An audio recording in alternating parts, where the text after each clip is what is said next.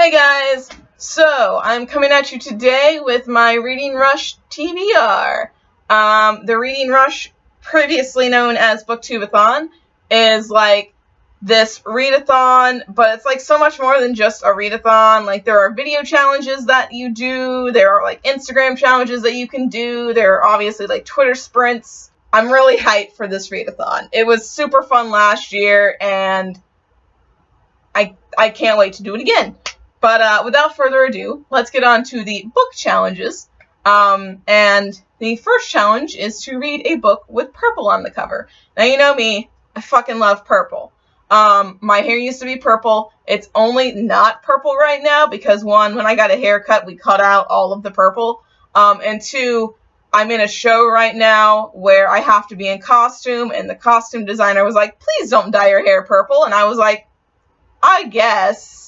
So, until July 28th, I'm banned from dyeing my hair purple again, but after July 28th, that purple is coming back, and I'll probably have another haircut by then, because it's getting long, and I'm like, no. But anyway, the purple cover that I chose is When the Moon Was Ours, and so this book is about a trans guy, I think, and magic. Those are the two things that I remember this book being about. Because I'm like, yep, I know there's a trans guy in it, and I know there's magic in it, and I know the author wrote a short story in All Out, and I really liked it because I liked all of the stories in All Out. And so I'm really excited to read this book because I actually did get it for my birthday, even though I got it in May. But anyway, that's the book I chose that has purple on the cover. And the next challenge is to read a book in the same spot.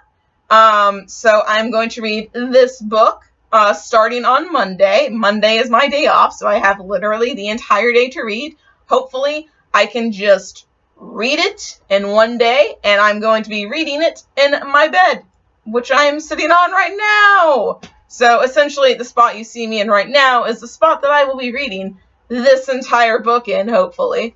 So anyway, the third challenge is to read a book you meant to read last year.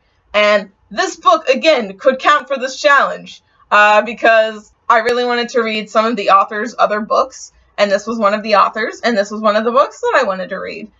So the fourth challenge is to read an author's first book. Now, I have two potential books that I can read for this. The first one is Dreadnought by April Daniels, which is about a trans girl who's a superhero. And that's all I know. That was enough to sell me.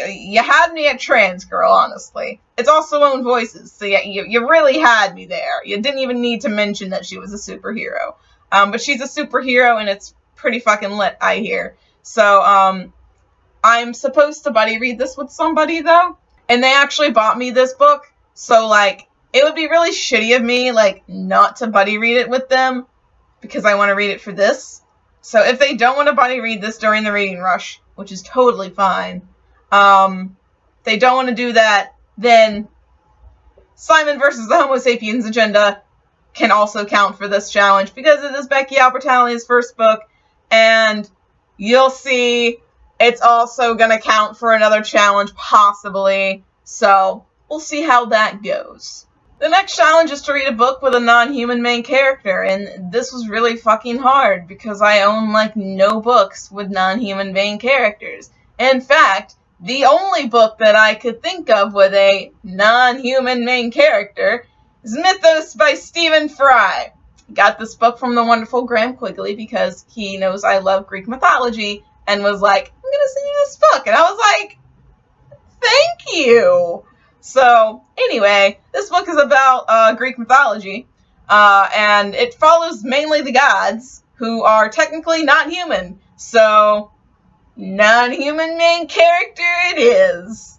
The next challenge is to pick a book that has 5 or more words in the title. I originally read this and thought it meant it had to be more than 5 words, because obviously, When the Moon Was Ours is 5 words. So, technically, if I don't get to the book that I've chosen, this can count. And I just realized this now, because I'm an idiot.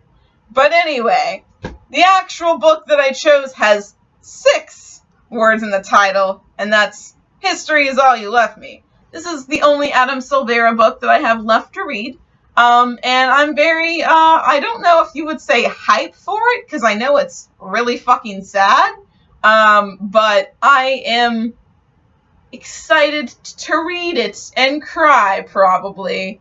So, if I get to this, yay. If I don't get to this and literally only read this book, it'll count for so many challenges. And finally, the last challenge is to read a book and then watch the adaptation. Now, this is where Simon vs. the Homo Sapiens Agenda comes in, because I already own Love, Simon on DVD because I love that movie. So I could read this and then watch Love, Simon, but the other possibility is Good Omens.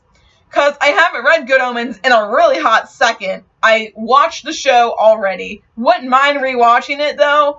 And from what I can recall, it was super fucking close to the book. But I want to, go back, refresh my memory, and then watch it again, maybe. So, let me know. Should I read Good Omens? Or should I read Simon vs. the Homo Sapiens Agenda? Which adaptation should I go for again?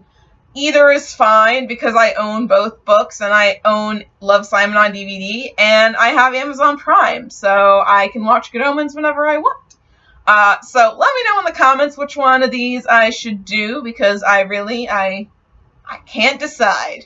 So those are all of the books that I plan on reading. I definitely will not get to all of them. Mythos, sorry, but you're kind of on the bottom of the list. I'm probably not going to get to you. You know what book I am going to get to, though? When the Moon Was Ours. If I read this book, and this book alone, that week, I will have 4 badges, I think. So, I consider that an accomplishment. Let me know if you're participating in the Reading Rush, and what you are going to be reading for these challenges, if you are doing these challenges. And I hope you enjoyed this video, and I'll see you in the next one.